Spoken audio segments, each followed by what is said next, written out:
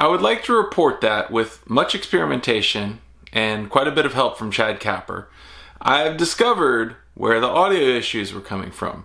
They were coming from the Wi-Fi router, which is right there. So we now have no more hissing and popping. We also have no more Wi-Fi while I'm filming. I will take it. Chad also recommended that I get a ferrite ring, which may fix the problem anyway, so I'll report back on that. But tonight, today, whatever time this is that you're watching this, is our last episode with Troy Naquin. I still can't pronounce his name right. And today, we're going to listen to Troy talk about his job at Flynoceros. Now, the interesting thing, and the thing that I picked up on listening and talking to Troy is what my boss calls a force multiplier. He's the kind of guy that comes in and he immediately makes everybody around him better because he takes a lot of the load onto himself, still functions very well, and frees up other people to be really good at what they do. That is what a force multiplier is. And Troy is one of those. For instance, you can hear the anecdote that he gives about Josh. Josh had, maybe not put out a lot of product in a little bit before Troy joined, but as soon as Troy joined, it let Josh go back. And Josh is the owner of Flynoceros, by the way. Josh, if you're watching, hey, how's it going, man? I'm glad you're watching. Troy was able to go and put Josh back into the things that Josh is good at. And he also helps, listening to the interview, other people in the organization be good at what they're good at. So the Packers are good at what they're good at. And he also takes things like the partnership with Andy Shen, the Shen drones, from Shen Drones, and he tells Andy, we'll do all of your building and packing and all that stuff. You go back to building these amazing toys. And they're not really toys anymore, by the way. They're becoming cinematic tools. And Troy did that for Andy Shen, and now all of a sudden you can go on the Flynoceros site and you can buy yourself a Cinewhoop. Drool, I really want one. So anyways, Troy is a force multiplier, and that is invaluable to have in any organization. So I hope you enjoy this. I hope you enjoy a static-free sound experience. And I'll talk to you soon. Bye. Give me a little bit about, just a little bit about Flynoceros. I think you've talked about it some. You build drones. You guys have frames. Yeah. So there's not a lot that I can point to and say, look at this. This is what we do necessarily. But basically, Flynoceros over the last year has produced to what we believe is the most number of FPV drones, in the market as far as a manufacturer standpoint, a volume standpoint. So we've started early last year, conceptualizing and then sourcing and then basically starting to manufacture products for other clients. We have a couple other clients that we work with. Like I said, everybody knows that we're working with Andy. That's something that's upfront. Yep. So, with that we can provide multiple layers of things. We worked with early on last year. One of the first things I did when I came on at Flynoceros was I always wanted to have Josh not just make his frames, but make other frames for other people, because I had friends in the community that were designing frames and 3D printing parts, but they were doing little one-offs here and there. I always saw an opportunity to, again, kind of, much like I said I wanted to do with the deal with Andy, I always wanted to find a way to get Josh to do more.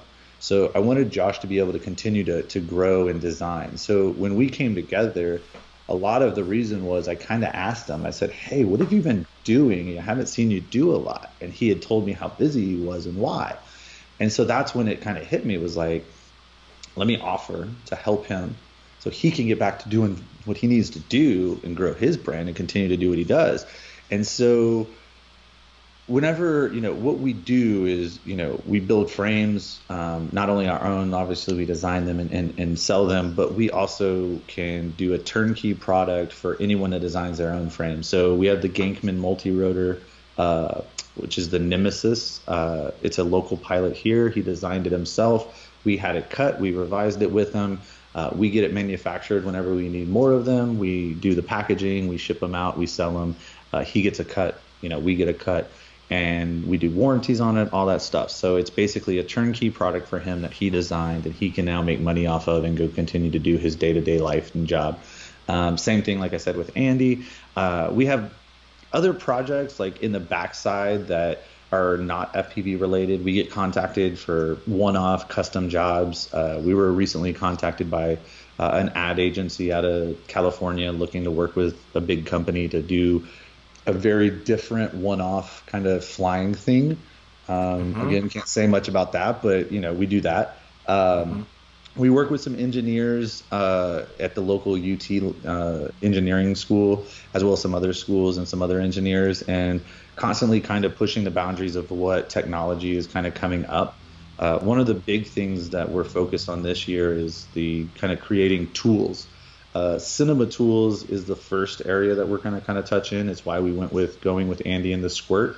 Him and Nurk and Gab are all doing some really great cinematography stuff. They were all on the Super Bowl team. I don't know how many people know, but there was a lot of Super Bowl footage shot with Drones, who was the Super Bowl kind of drone team. I didn't know that. Yeah, so I actually have some content I can maybe send. I have to ask and double check. Okay. But there was a promo, basically a Lil Jon promo, where he was rapping before the game as it started, and Gab was flying a Squirt, and he was flying right at Lil Jon, and then he kind of pops up over him, and then they kind of edit out to the players, but they spin out as they do. So like the entire editing process was really kind of inspired by that, what the drone can do. They shot lots of footage. I have some stuff from our South by Southwest panel, which was again kind of pushing those limits. So we did I had put in for a South by Southwest panel where we were able to talk about FPV and the entertainment industry, cinema, and just all those different things. And we had Drones, Randy Slavin out, who did that work with Gab and Nurk. And so we're really trying to push into that. We see these things being used now as tools. We believe that if you can take these platforms, they're going to get smaller to some degrees and smarter. We're on the next robotic revolution, which is coming up, which is taking all this technology in the last kind of 15 to 20 years, coupling with all the computing, obviously from the original computing stuff. And I think we're going to see the future cities start kind of popping up, right, in the next 10 to 20 years. Like I genuinely think that we will start seeing mandation for, if you're going to build a building, it's going to have to be a smart building, stuff like that, right?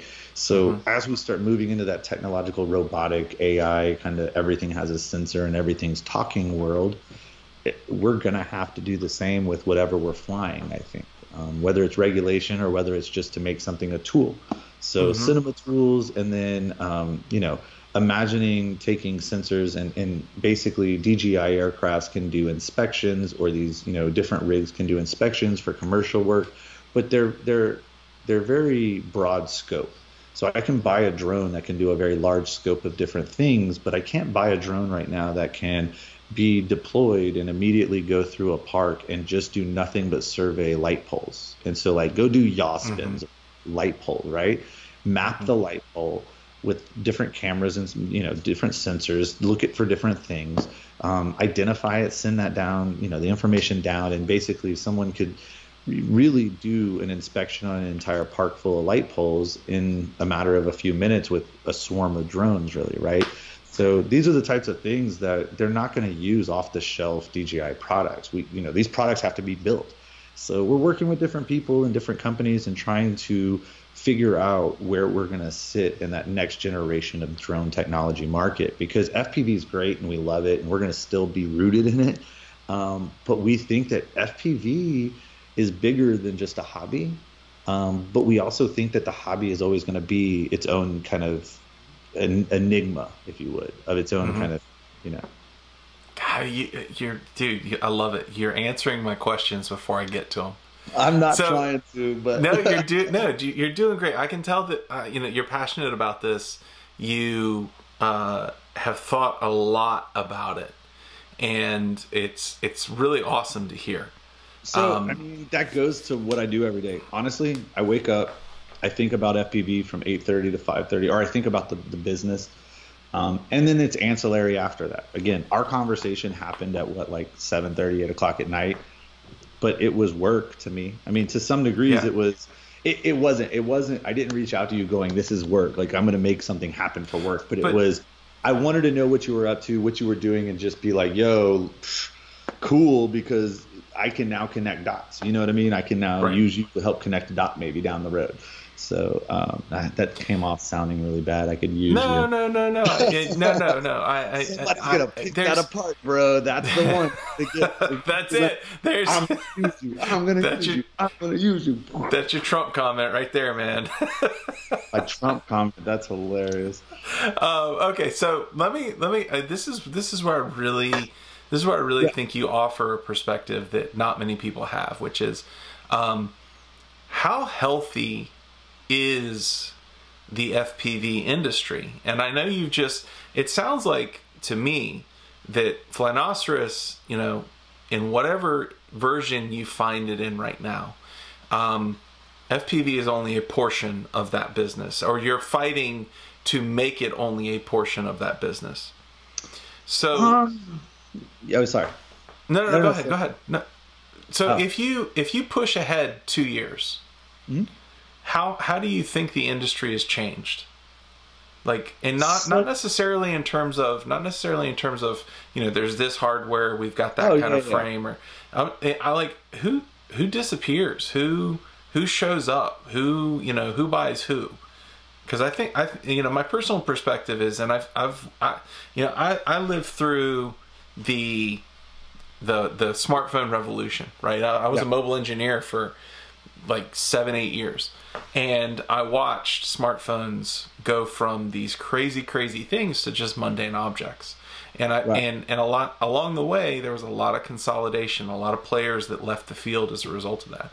So in 2 years' time, 3 years' time, what do you think happens to the FPV industry? So I mean, I will. It's a tough one to have to, outright just say, because my answer is not in line, like you said, technically with the growth of the FPV industry. If I believe that something's going to happen, then I'm going to reposition myself before, or repivot. But I want to be kind of clear that I think any smart business will always look to other revenue streams. I mean, it's the to-go in the restaurant industry, right? To-goes are profitable at a certain degree, and then they're not at other degrees, right? So I think revenue streams in other ways are the only way to grow. And unfortunately, because of the market we're in, and because of the climate of the market and the user base and their opinions, we can't grow with just FPV, because just FPV doesn't pay the bills.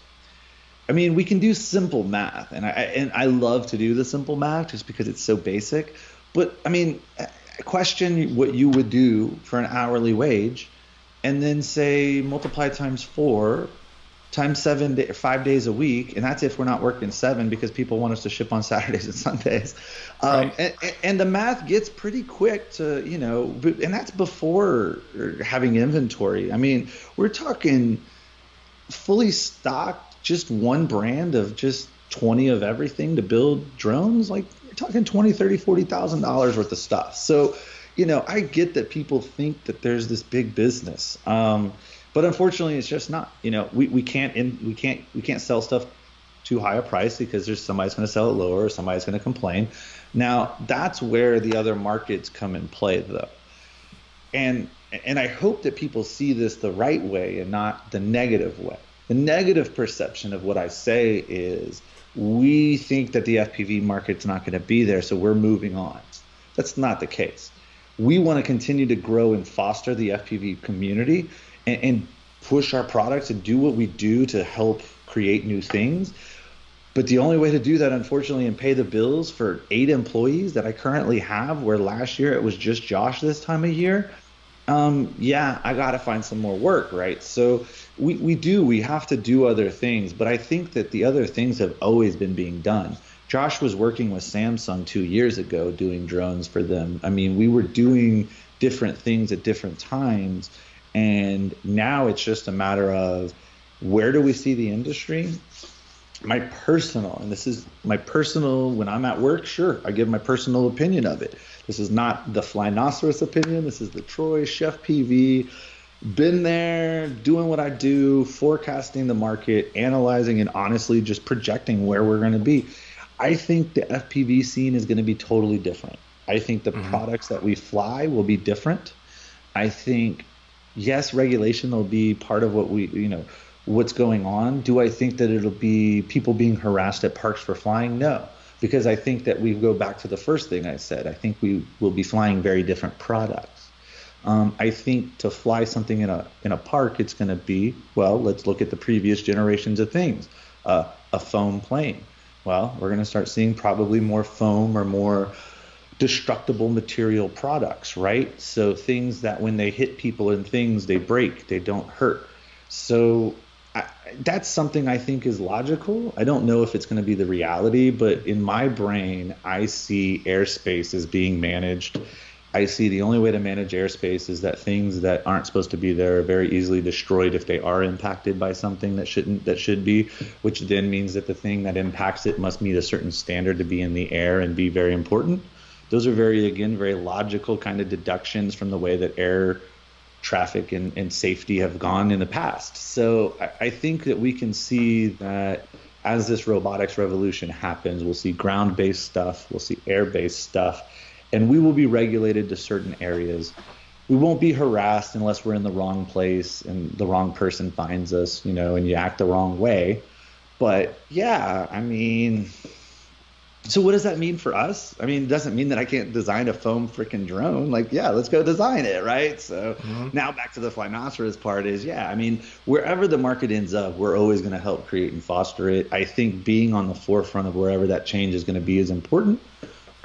So part of what we do also is staying in touch with that regulation, making public comments. We're involved with a group here in Texas that's for advocacy, for making sure that we know when we can make public comments if something's impacting us as a business, which we actually work in a city where we're not supposed to fly drones. We're not supposed to fly any aircraft. No aircraft are supposed to take off unless they're at the airport. So, yeah, I mean, we deal with it on a daily basis.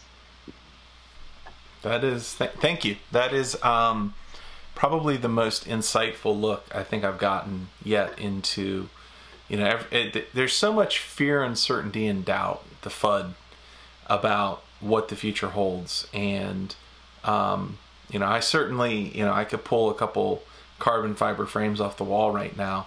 I've also impacted myself in the head with my own drone before. I heard that. I saw, yeah. Yeah, and that was an eye-opening event for me. I came pretty close one time pretty recently where I didn't catch it on camera, but I wish I did, because I don't know how close, but I couldn't have been very far.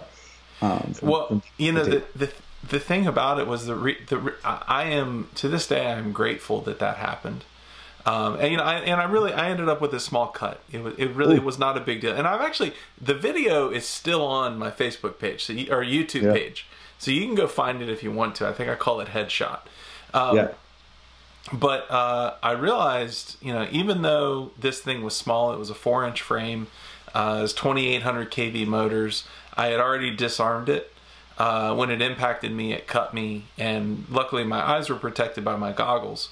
But I realized, a few days prior to that, my kids and I had been playing in the front yard, and I was flying around them, telling them to shoot my drone with a Nerf gun. Yeah. And let me just tell you, after I hit myself with the drone, I realized that's not going to happen again, right? Like that won't be a thing that we do anymore. Yeah, like it's just common sense. Like that's the thing that it's common sense, but it's common sense to me now. But at that time, I was a brand spanking new pilot, right? Like I had never seen the damage one of these things could do if it impacted flesh. And now I've seen plenty of pictures of guys at arm with the props, and those are ugly pictures. Yeah, no, I mean I've got some scars. Yeah, I ripped my thumb open, and when I did, it should have hit me in the face. And I just a few weeks ago, funny enough, with not even an FPV quad, it was an APM quad. You double plug it in too fast, and basically it didn't have time to reset the flight controller. So while I'm sitting with somebody, an engineer of all people, I double plugged it, and it literally took off out of my hand and like just almost destroyed my computer. So yeah, it's totally dangerous stuff. Like that's the thing. And you know what drives me even more nuts is the brushless micro thought that it's safer. Like that just I cringe every time that conversation comes up, because I get it. Like I love micros. I don't fly those little ones because of a lot of reasons. I feel like people get the machismo factor. They're Superman. Hey, it's not that dangerous, and they go up and down their streets. And I know I'm fuddy-duddy. I'm old dude, right? Like I'm like, oh, you're distracting the cars driving, but dude, you are. How do you know that's not 16-year-old girl just learned to drive? You're distracting the shit out of her, and she's gonna run into something, or a kid, or like you said, like you run into a kid, and oh well, they're not spinning that fast, and 1107s are tiny, they don't hurt, you know what I mean? And it's like, but they could. They hit my kid in the eye, like it's gonna we're gonna have a problem. Yeah. So I get it, like it's fun, but I don't know. It's just tough. I do fly around my kid. The funny thing is I have flown around my kid with stuff, but you're right. Like, and then you go have an experience and you go, you know what? Like, I'm not going to go do that again next week. Like, right. Yeah, we definitely, I fly with both of my boys. They're 11 and 13, and we fly together, and it's fun. Yeah. And they fly. One of them doesn't so much as fly as he just destroys things. The 11-year-old is actually he if he continues, he'll be a pretty phenomenal pilot, and the 13-year-old is going to get there. We just need to give him a little more sim time, but. So that wraps it up for Troy. I really appreciate your time. You can find Troy at CheFPV. That's CHEFPV. Give Troy some love. Go like and subscribe and comment on his channel. And give Flynoceros some love as well. Go buy some of their frames. Thank you once again for listening to yet another series of interviews. I hope that you liked it. If you did, like, subscribe, and comment. The channel has grown leaps and bounds since I started this endeavor, and it is really exciting to see it kind of come to life in a way that I did not expect. Thank you very much, and as a little teaser, we're going to go take one final step back into Rotor Riot land for the next interview, and I'm going to let you guess who that might be. Talk to you soon. Bye.